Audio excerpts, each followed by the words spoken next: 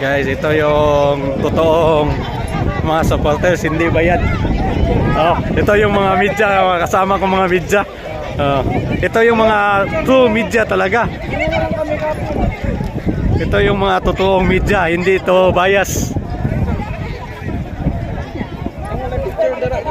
Mga hindi bias na media, tandaan yung mga mukha na yan.